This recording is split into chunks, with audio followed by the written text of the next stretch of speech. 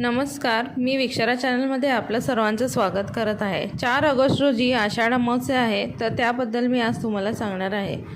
त्या अमावास्याला महाराष्ट्रात गटारी अमावास्या पण म्हणतात। त्या दिवशी आपल्याला आपल्या पूर्ण घराची स्वच्छता करायची आहे। घरातील सर्व दिवे एकत्र करून त्याला घासून पुसून स्वच्छ करावे। दीपपूजनाने आपल्या आयुष्यातील अंधकार दूर होतो, देवांची कृपा होते, घरात सुख शांती लाभते। कोणत्याही कार्याची सुरुवात करताना देवासमोर दिवा लावूनच होतो। त्या दिवशी एक पाट घेऊन त्यावर एक आसन घालावे।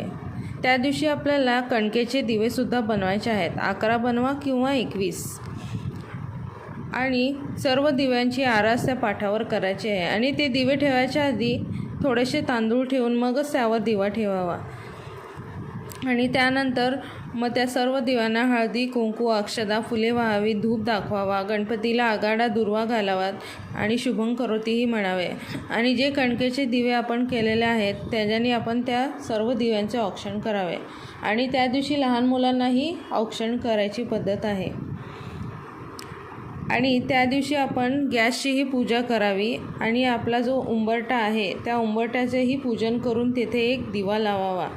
त्यामुळे लक्ष्मी घरात अखंड राहते।